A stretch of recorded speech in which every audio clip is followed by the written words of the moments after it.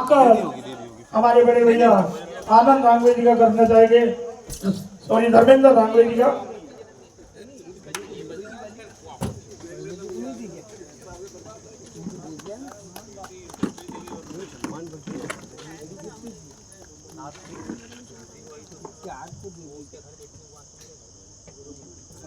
इसी वेला में हमारे सहायक समय अधिष्ठा महोदय कुछ हमें आशीर्वाद स्वरूप 2 शब्दों से अनुग्रहित करेंगे। सर यहाँ पर उपस्थित समस्त श्रोतागण और आमंत्रित हमारे महनीय कवि एवं कवियत्रीगण, आयोजक मंडल और जिस स्मृति में ये कार्यक्रम आयोजित किया गया था, संजय मीना जी के हमारे शहीद सैनिक। जब कोई शहीद होता है तो कैसा करुणित वातावरण रहता है, कितना क्रंदन होता है, वह परिवार ही जानता है। वह राष्ट्र के लिए समर्पित होता है। यह हमारी स्मृतियों में सदैव रहना चाहिए।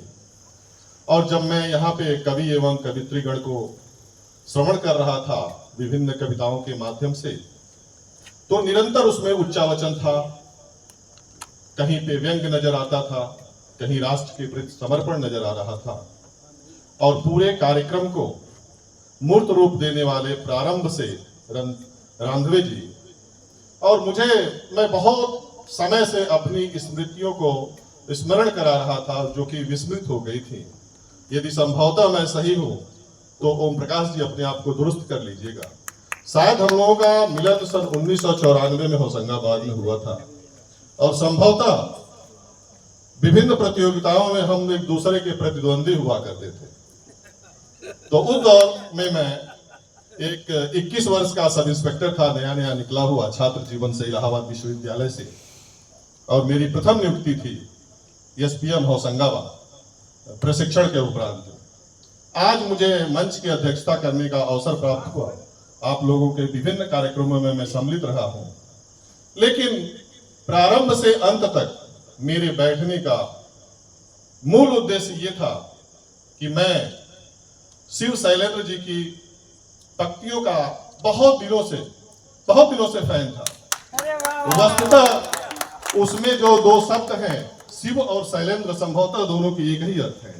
शैलेंद्र का स्वामी शिव ही होता है, यदि मैं सही हूं तो। और संजोग की बात है कि मेरा नाम भी वैसे ही शब्दों से जुड़ा हुआ है, कृष्ण और गोपाल। और मेरे पिताजी का भी नाम सुदामा था और मेरे पुत्र का भी नाम गिरधर है। तो ये कहीं न कहीं आत्मीय जुड़ाव थे। आपके दर्शन हुए, आपकी कविताओं का मैं फैन था, मंत्रमुग्ध हो गया, मैं स्वयं को रोक नहीं पाया।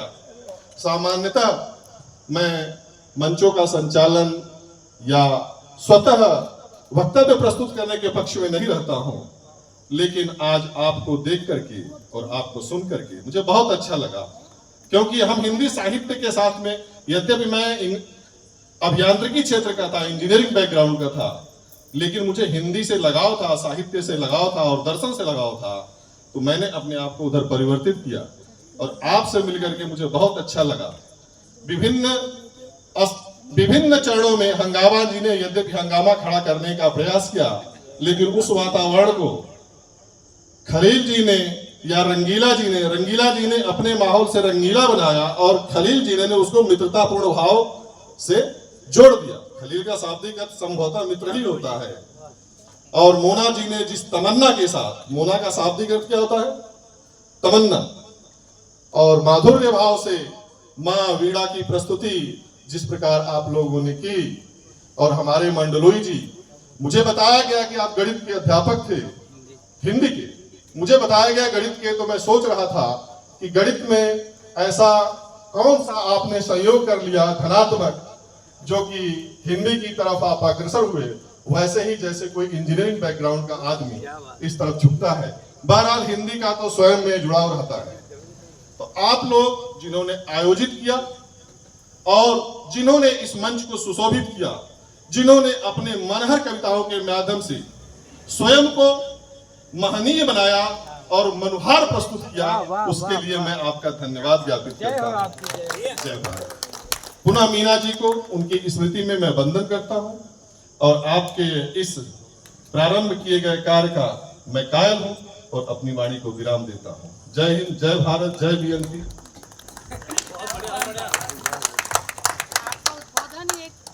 तत्पश्चात मैं हमारे यहाँ बीच में आए आज के जितने भी हमारे अध्यक्ष सहायक समादेष्टा महोदय, हमारे सारे कवि और हमारी टीम के हमारे भाई रांगवे परिवार जी को मैं इस सुहाने मौसम के लिए समा बांधने के लिए सभी का आभार प्रकट करता हूँ और धन्यवाद देता हूँ कि आप